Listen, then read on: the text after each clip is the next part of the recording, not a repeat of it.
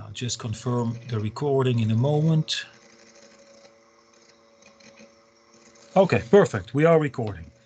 Well, good afternoon, ladies and gentlemen. Thank you very much for joining us this afternoon in Cork, virtually. My name is Jerome Andeville. I'm from the History Department in UCC. And it's my great pleasure to introduce to you today Dr. Bláithín Hurley, who will present a paper called An Indulgence to the Natives, William Bedell's Translation of the Bible into Irish. Now, before I hand over to Bláithín, I will briefly introduce her. Bláithín holds a PhD in the history of art from the University of Cambridge. That was in 2016. And she has published several articles and book chapters on art and music in 16th century Venice. And she has published an article recently that looks at musical items owned by Venetian women, which will be published next year. Bláithín works as a senior library assistant for the Waterford Library services. More particularly, she has responsibility for the local history collection. And she is currently engaged in a project with St. Carthage's Cathedral, I hope I pronounced it correctly, in Lismore in County Waterford, which includes a close association with the Cathedral's diocesan library, the Cotton Library. And Bláithín also lectures in the Department of Art, History of Art, here in UCC. So Bláithín, many thanks for giving the paper, and hand it over to you. Thank you very much, Jerome. And I'm delighted to have a chance to talk about this wonderful man, William Bedell, and about this Bible, which has just become part of the collection in the Cotton. So I've only got to see it myself in the last week or so, but it is quite a thing to see. So just to give you a little bit of background then. So born in Essex, England in 1571, the young William Bedell, if I can get it to work, was educated at Emmanuel College, Cambridge, before being ordained for the Anglican Ministry in 1597. Already, Bedell was known for his scholarship in theology, the Bible and the classics, and was proficient in Arabic, Chaldean, Greek, Latin, and Syriac. In 1607, he was sent to Venice as chaplain to Sir Henry Wotton, English ambassador to that city-state. While in Venice, Bedell added Italian and Hebrew to his language repertoire, as he quickly realized that in order to teach people about religion and to communicate properly with them, one needs to speak their language. This was a tenet he kept with him for the rest of his life, and which came to the fore when he moved to Ireland to take up the position of Provost of Trinity College, Dublin in 1627. Throughout the remaining 14 years of his life, he strove to put into practice what he had learned in Venice, that is, to speak to people in their own language. This culminated in his greatest labour, the translation of the Bible, the Old Testament, into Irish. Sadly, he didn't live to see the work published, but his legacy remains an important building block in Irish history. So, to begin, just how radical a notion would it have been for an English Anglican minister living in Ireland to decide to publish an Irish language translation of the Bible in the mid-17th century? After all, early modern Europe had borne witness to a veritable explosion in the publication of printed material. This included newspapers, journals, pamphlets, periodicals, and of course, books. This print explosion had been made possible through the invention of the printing press in the late 15th century. The invention had been quickly seized upon by, amongst others, religious reformers, and had been used by them to spread the word of God and their beliefs across Europe at incredible speed. Aligned to this was the idea that the teachings of the gospel should be available to all people in their own language. The philosophy behind this thinking was that for someone to understand and therefore fully participate in the profession of their faith, they had to read, hear, and speak the words of this faith in their own language. So while this upsurge in printing and religious change was occurring in parts of continental Europe and in England, was Ireland also a part of this revolution in religious practices and information distribution? It could be safe to say that the impact of the print revolution on 16th century Ireland had been less than remarkable. This was due in part to the fact that the country had a relatively small population, a weak central government, and was divided along cultural and ethnic lines. However, another factor which impacted on the print business in Ireland was that the majority of the population, even those who could read, still spoke Irish as their first language, and most of the printed material which was available in Ireland was in English or Latin, having either been published by the Crown, the English Parliament, or, to a lesser extent, Irish Catholics living abroad in supportive countries such as France, Spain, or Italy. So by suggesting a publication of the Old Testament in Irish, would this just have been Bedell indulging the natives or upholding the principles of the Reformation? Should he not instead have been insisting that they better themselves through learning English to aid their embracing of the Reformation? 16th and 17th century Ireland had certainly proved to be a much less receptive ground for new ideas in religion than other European countries. One of the hallmarks of the Reformation in Europe was its emphasis on the use of the language of the people.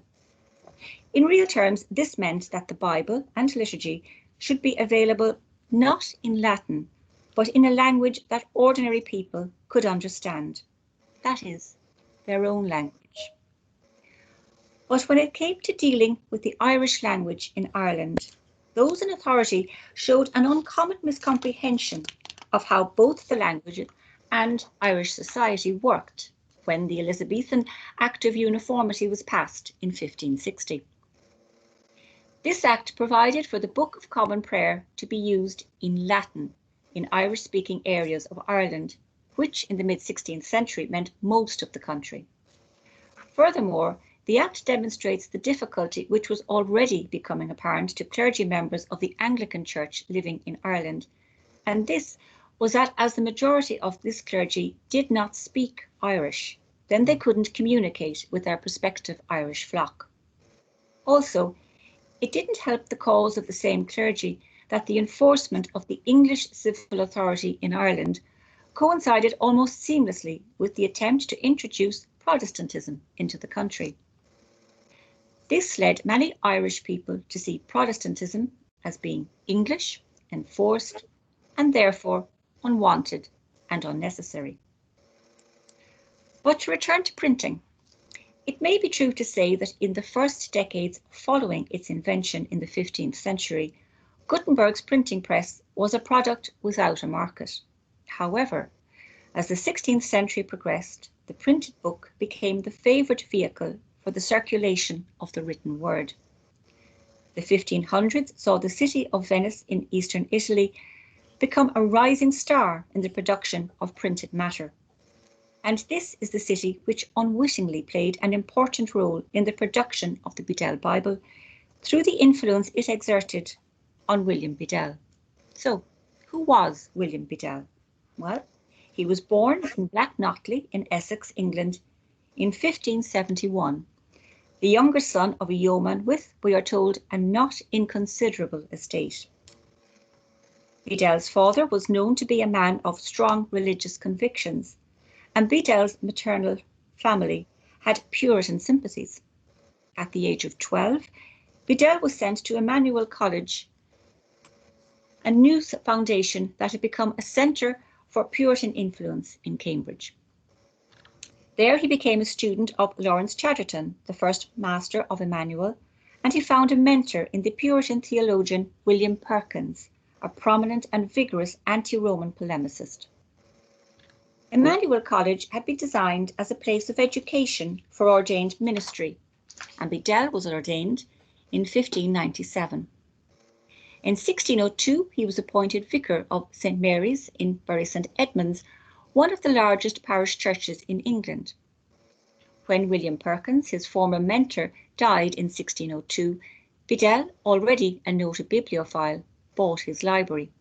By then, Bedell was known for his scholarship in theology, the Bible and the classics, and was a proficient linguist. Bedell left England in 1607 when he was appointed chaplain to Sir Henry Wotton, then the English ambassador to Venice. He stayed in Venice for just under 4 years, and while there he studied Hebrew with Leon de Modena, a rabbi in the synagogue in the Venetian ghetto, learned to speak and read Italian fluently, and acted as a theological mentor to the leaders of the anti-papal party in Venice. So what was the Venice of Bedell's time like, and how might it have influenced a young English cleric? The city into which Bedell arrived was very different from the English cities he had left behind. Venice was full of colour, art, music, progressive architecture, and multiculturalism. It was the city of Palma il Giovane's Venice crowned by victory, of Andrea Palladio's San Giorgio Maggiore, and Claudio Monteverdi's Orfeo.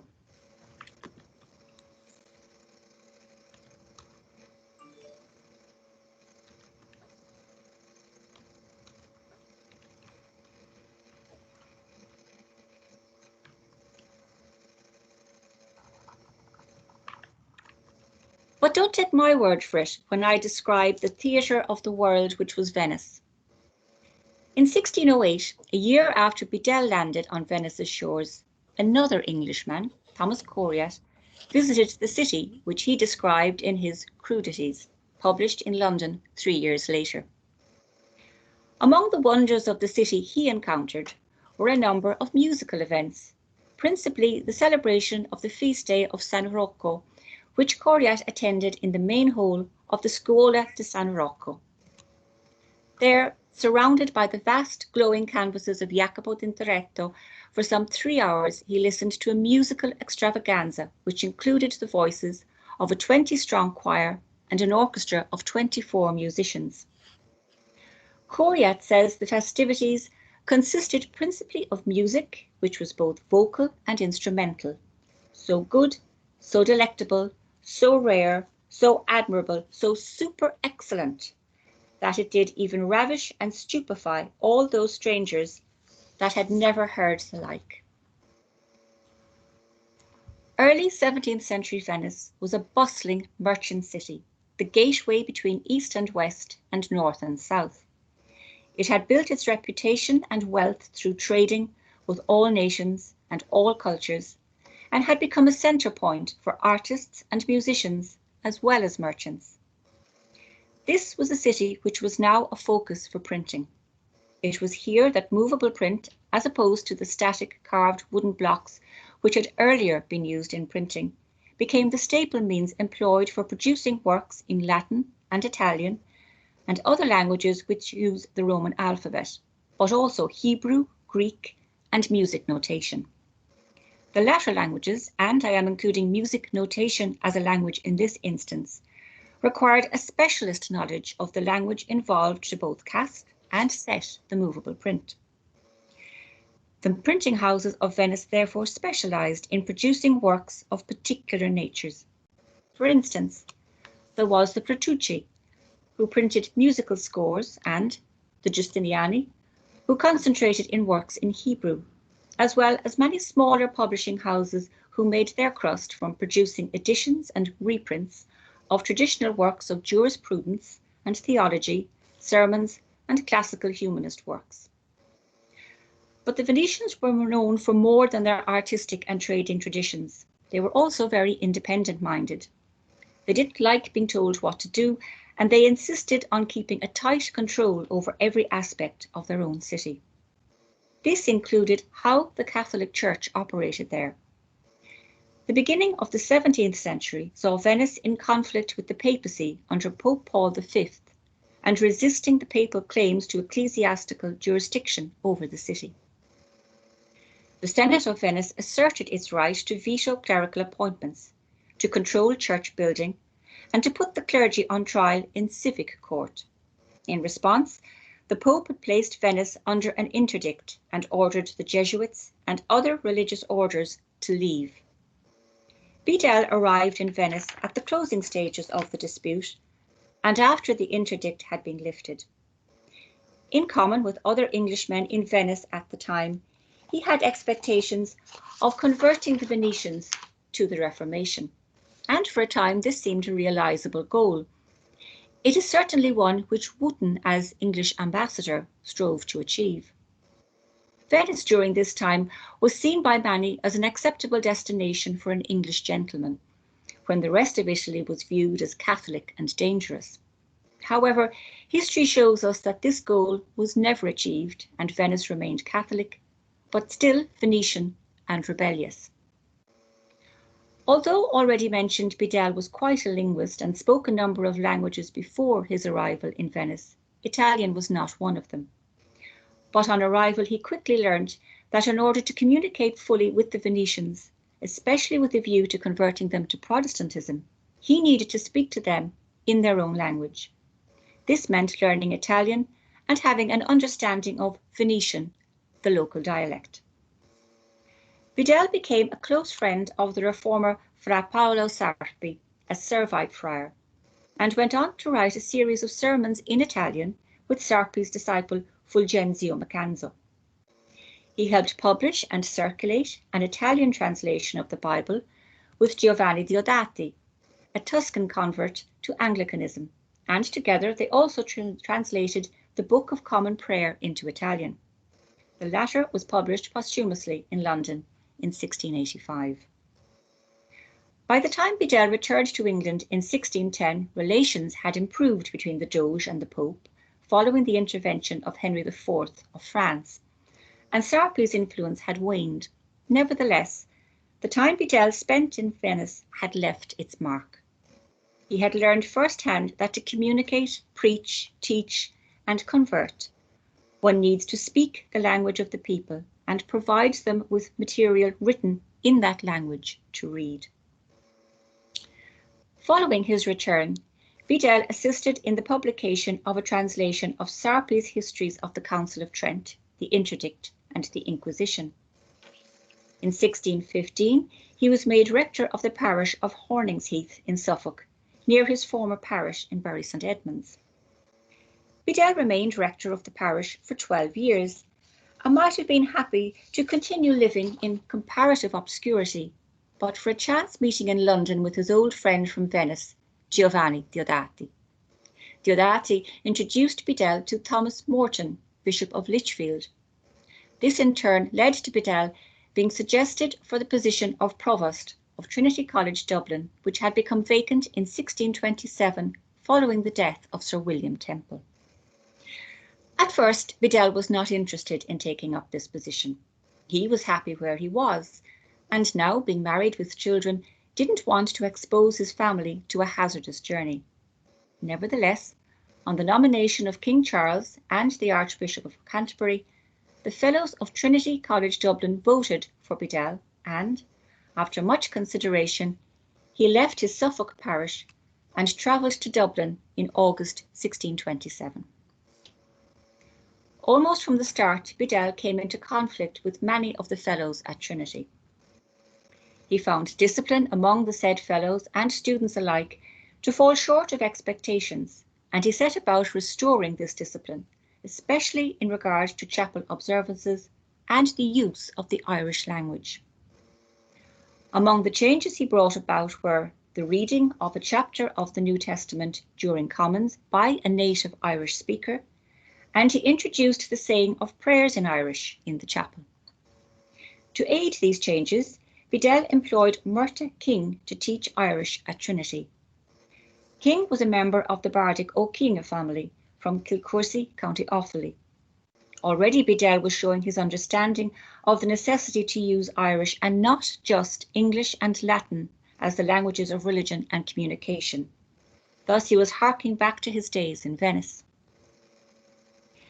It wouldn't be an understatement to say that Bedell's time in Trinity was difficult.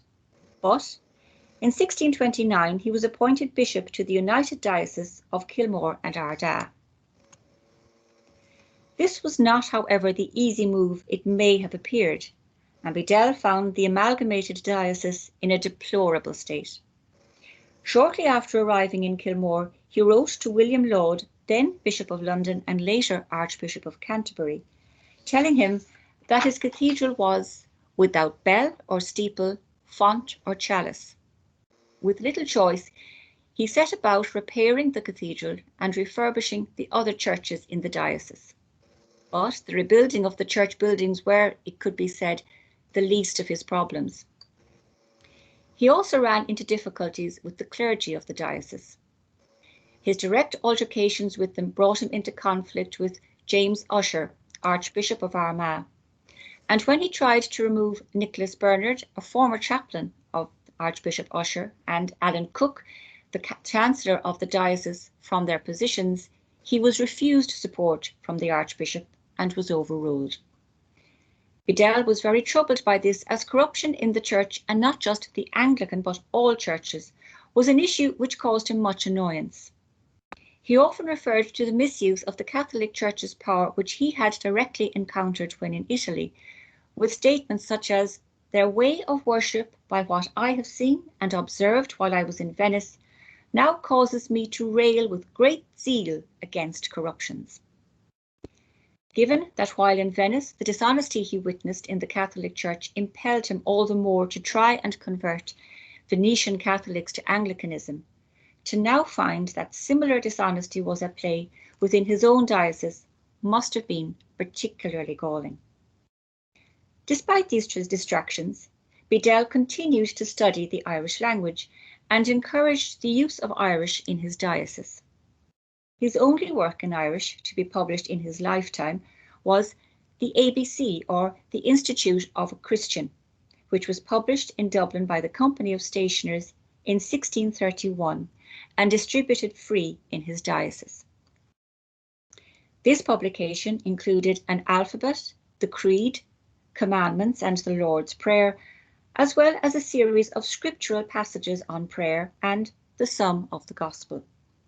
Graces for before and after meals were also included, all in parallel English and Irish texts. The comparisons between this work and an earlier work from 1571 by Sean O'Clarna, or John Carney, the treasurer of St. Patrick's in Dublin, Orbithal Gaeilge, are unmistakable. The publishing of O'Clarna's work had come about almost by chance. In 1565, Queen Elizabeth I granted the sum of £66, 13 shillings and 4pence to John Garvey, the Archbishop of Armagh, James Usher's predecessor, and Hugh Brady, the Bishop of Meath, for the creation of an Irish print character or type font to print the New Testament. By 1567, she was demanding her money back, as the translation had not yet been produced. In the event, it wasn't until 1571 that the first book in Irish to be printed in Ireland was produced, although not a New Testament. It was O'Clarna's Orbithal. This consists of an epistle, a short section of the Irish alphabet, a catechism, which is essentially a translation of the equivalent text in the Book of Common Prayer, 10 prayers, and a translation on the principles of religion. It concludes with translations of select biblical quotations. The book was printed in Dublin with a specially created Irish font designed and cut for the purpose. It was not until 1602 that the New Testament in Irish was printed. In his dedication, William Daniel, the author of this publication, acknowledges the contribution of a number of individuals, including Sean O'Clarna, Nicholas Walsh, Bishop of Ossory, and Nehemiah Donlan, Archbishop of Tuam. William Daniel also translated an Irish version of the Book of Common Prayer, which was published in 1608. Interestingly, it should be stated here that William Daniel, a native Irish speaker from Kilkenny, was a contemporary of William Bedell in Emmanuel College and was already in a position in Trinity College when Bedell took up his post there. One might be tempted to say at this stage, it's a small world. Therefore, building on the work already done in Irish language printing in Ireland, Bedell set about producing his largest endeavour, an Irish language translation of the Old Testament. In answer to any question he may have been asked about why he wished to undertake such a task, Bedell used to relate a passage from a sermon that he had heard Fra Sarpi's disciple Fulgenzio Macanzo preach at Venice. It was based, Bedell wrote, on the words of Christ, "Have ye not read?" And Fulgenzio took the occasion to tell the auditory that if Christ were now to ask this question, "Have ye not read?" all the answer they could make to it was no, for they are not allowed to do it. So, by directly transposing the words and experiences of Catholics living in Venice to those living in Ireland, Bedell knew he had all the impetus he needed to begin the translation. Bedell himself was not able to undertake the work of translation directly. He was not a native Irish speaker and, by his own admission, found the language difficult. And so he set about assembling a translation team, and the work began. The team was led by Murtagh King, who Bedell had earlier employed to instruct the fellows and students of Trinity College, Dublin, in Irish. By now, King was a fellow of Trinity College, and he was the main translator of the Bible. James Nangle, the next team member, was engaged in translating the Psalms. He seems to have been a Catholic when he was set to work on this project, but converted while staying in the bishop's house during the translation process. Also included in the team were Dennis Sheridan, a native Irish speaker and a minister in the diocese, Bedell's chaplain and future son-in-law Alexander Clogie, and his son Ambrose Bedell. The team met daily, and their method was unique. Murtagh King started by translating the 1611 English authorised version of the King James Bible into Irish. He brought 2 copies of his finished pages to the daily meeting. Bishop Bedell then made a careful comparison of King's Irish translation with his own Hebrew Bible, a 3-volume work he had purchased when living in Venice, noting any irregularities onto the copies.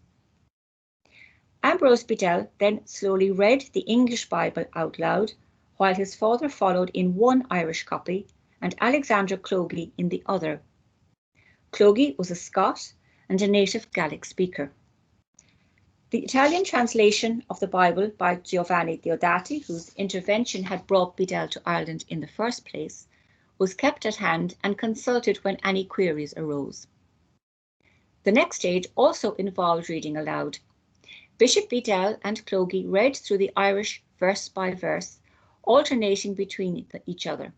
However, although they had the Irish in front of them, they translated into Latin as they went along, reading out the words in that language.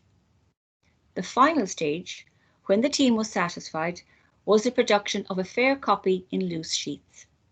This final copy was made by Dennis Sheridan, the native Irish speaker and clergyman. Always concerned with communicating the gospel easily, the bishop insisted on simple language wherever possible, according to his son. While this might seem like a very civilized and learned way of working, the translation was hampered on a number of fronts, not least of which was the drain on the bishop's time through his battles to rid the diocese of corruption. Added to this, Archbishop Laud of Canterbury and Lord Wentworth, the Lord Deputy of Ireland, were far from enthusiastic on the translation work, and when the Old Testament was completed, they poured scorn on the whole undertaking. King, they argued, was ill-equipped to make an accurate translation, as he was not a Hebrew scholar. Their spite was such that King was arrested in Dublin. Bedell went to Dublin to defend him in the church courts, but despite his best efforts, was unable to prevent King being imprisoned. Bedell began to petition Lord Wentworth for King's release, which eventually happened, but after much time and effort had been spent. The next item to cause delay was the production of an Irish print font. One might have thought this was a relatively straightforward matter, given that the precedent had already been set by O'Kerna in 1571, and later when Bedell himself had arranged the printing of his ABC. But it seems that was not the case. Bedell tried and failed to source an Irish print font in Ireland, or anyone willing to make one. In frustration, the bishop sent to Holland to have type for the printing cast at his own expense. By now he had resolved to print the Bible himself in his own house. This might be due to what he saw when living in Venice, where it was not unusual for authors, especially music composers and theorists, to print their own work privately. And then the final disaster struck, the Irish Rebellion of 1641. This resulted in killing and looting on both sides, but as a consequence of his reputation for helping relieve the suffering of the poor, no matter what their faith, in his own diocese, Bishop Bedell was spared at first, and his home became a shelter for refugees. His barns and outhouses filled with genteel and poor alike, all now destitute, and grateful to feed on the boiled wheat provided by the bishop from his stores. However, the rebel leaders wanted Bedell to evict the refugees. When the bishop refused, he was arrested and imprisoned together with his sons and Alexander Clogie. They were held in Cloughoughter Castle, a single tower standing in the water of Lochoughter in County Cavan. Lacking proper clothing and any means of keeping warm, and it was now midwinter, they were greatly assisted by a Mr. Castledine, another prisoner in the castle.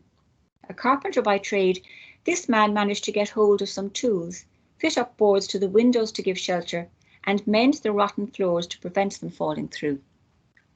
The bishop, now 70 years old, never fully recovered from this ordeal. Eventually released in an exchange of prisoners, he was allowed to go to the home of Dennis Sheridan, which was crowded with refugees. And here he died of typhus on the 7th of February, 1642. Bishop's burial was hurried, as Clogie and Sheridan were afraid of provoking the rebels by using the Protestant burial service. However, the rebels surprised both ministers by accompanying the removal of the body from the house to the churchyard at Kilmore in great solemnity, and fired a salute over the bishop's grave, exclaiming as they did so, "Requiescat in pace ultimus angelorum." In Cavan today, a plaque in his memory has been erected at Kilmore churchyard, and in Emmanuel College, Cambridge, he has been immortalised in a stained glass window in the college chapel, where he proudly holds his place among other illustrious alumni. But what happened to Bedell's Irish translation of the Old Testament? All Bedell's considerable library was now in disarray, having been rifled through following the bishop's eviction from his house. The Catholic bishop, Bishop Swiney, was now in residence there. Bishop Swiney had little interest in books, and following the intervention of Dennis Sheridan, some of Bedell's books were rescued, including the Hebrew Old Testament manuscript, which is now in the library of Emmanuel College in Cambridge. The manuscript of the Irish translation of the Old Testament also survived, but it was in a sorry state. It first passed into the hands of Bishop Jones of Meath, who made contact with Dr. Andrew Saul of Christ Church College in Oxford. Saul, in turn, wrote to Robert Boyle, the Irish-born scientist, in 1678, when he spoke about the necessity to revise the manuscript before bringing it to a publisher. The funds for the publication of the Old Testament in Irish were to be raised by subscription, and Bishop Jones was the instigator of this process. Robert Boyle put 50 shillings at his disposal for the purpose. Sadly, both Bishop Jones and Andrew Saul died before the project could be completed. Dr. Narcissus Marsh, then Provost of Trinity College Dublin, took over the revising of the translation and was helped with the transcription by a Mr. Higgins, a native Irish speaker, among others. At last, in the year 1685, the Old Testament was published by John Moxton in London, due to the intervention of Robert Boyle, who, seeing that the transcriptions necessary had not been forthcoming, paid for the publication, and this included the casting of Irish language print type. The Bible from which I am working today now forms part of the collection of the Cotton Library, a private diocesan library which is attached to St. Carthage's Cathedral, Lismore, County Waterford, the town in which Robert Boyle was born. My talk more or less finishes at that stage. I just now want to show you some of the pages, just to let you have a little look as to what you can expect to see when you open the book itself. We have here the title page, and stuck on the left-hand side is, and this is a much later stuck on by some other person who owned the Bible at some stage.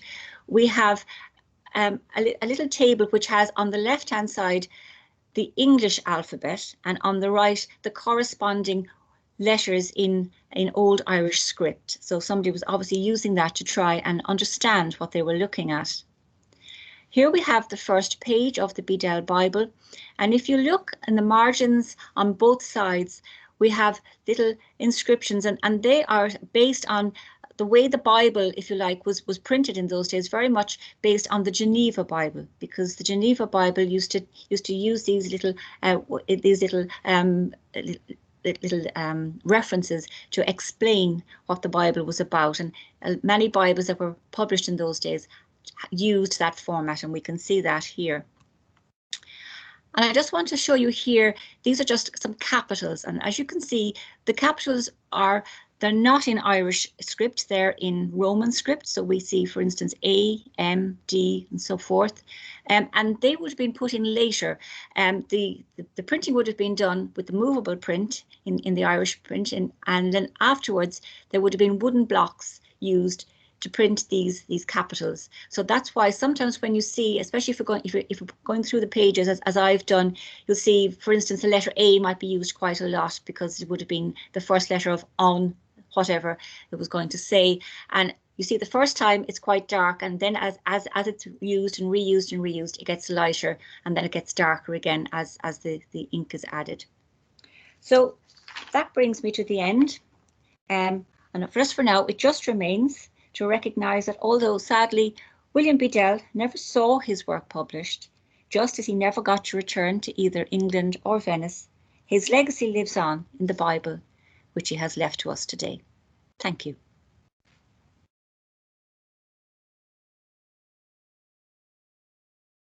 Jerome, you're still muted. Bláithín, yes, thank you very much for reminding me. I'm muted myself. Thank you for a most interesting talk. I will now just end the recording before we continue. That should be done